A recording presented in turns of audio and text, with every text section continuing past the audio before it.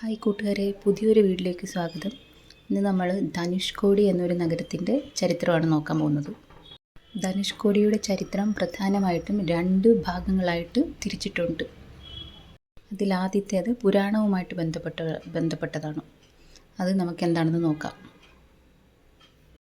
ശ്രീരാമൻ്റെ വില്ല്. ധനുഷ് എന്നാൽ വില്ലെന്നും കോടി എന്നാൽ അഗ്രം എന്നുമാണ് അർത്ഥം. ലങ്കയിലേക്ക് പോകാൻ കടലിന് കുറുകെ സേതുബന്ധനം നടത്തുന്നതിനായി ശ്രീരാമൻ തൻ്റെ വില്ലിൻ്റെ അഗ്രം കൊണ്ട് അടയാളപ്പെടുത്തിയ ഇടമാണിതെന്ന് വിശ്വസിക്കപ്പെടുന്നു. രാമസേതു. സീതയെ വീണ്ടെടുക്കാൻ വാനരസേനയോടൊപ്പം ശ്രീരാമൻ നിർമ്മിച്ച രാമസേതു തുടങ്ങുന്നത് ഇവിടെ നിന്നാണെന്നാണ് ഐതിഹ്യം. യുദ്ധം കഴിഞ്ഞ് മടങ്ങുമ്പോൾ വിഭീഷണൻ്റെ അഭ്യർത്ഥന പ്രകാരം ശ്രീരാമൻ തൻ്റെ വില്ലുപയോഗിച്ച് പാലം തകർത്തു എന്നും കഥകളുണ്ട്. രണ്ടാമതായിട്ട് നമുക്ക് ആധുനിക ചരിത്രവും 1964 ദുരന്തവും നോക്കാം. 1964 മുൻപ് ധനുഷ്കോടി ദക്ഷിണേന്ത്യയിലെ വളരെ പ്രധാനപ്പെട്ട ഒരു തുറമുഖ നഗരമായിരുന്നു. ഇന്ത്യയെയും ശ്രീലങ്കയെയും തമ്മിൽ ബന്ധിപ്പിക്കുന്ന പ്രധാന കണ്ണിയായിരുന്നു ഇത്. റെയിൽവേയും കപ്പലും.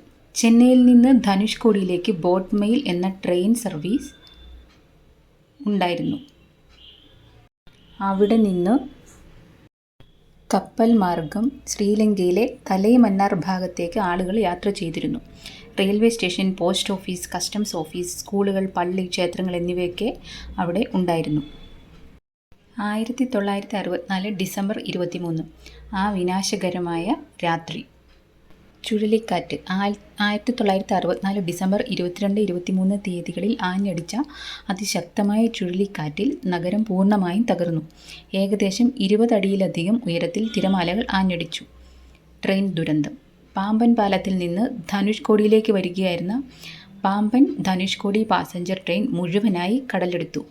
ട്രെയിനിലുണ്ടായിരുന്ന 115 യാത്രക്കാരും മരണപ്പെട്ടു. ആ ദുരന്തത്തിൽ ഏകദേശം 1800ഓളം പേർ മരിച്ചുവെന്നാണ് കണക്ക്. നഗരം മുഴുവൻ കടലിനടിയിലായി. ഇതിനെ തുടർന്ന് സർക്കാർ ധനുഷ്കോടിയെ മനുഷ്യവാസത്തിനു യോഗ്യമല്ലാത്ത സ്ഥലമായി പ്രഖ്യാപിച്ചു. രാവിലെ 6 മണി മുതൽ വൈകുന്നേരം 5 മണി വരെയാണ് ധനുഷ്കോടി കാണാൻ സർക്കാർ അനുവദിച്ചിരിക്കുന്ന സമയം. വൈകുന്നേരത്തിന് ശേഷം പ്രവേശന കവാടം ക്ലോസ് ചെയ്യുന്നതാണ്.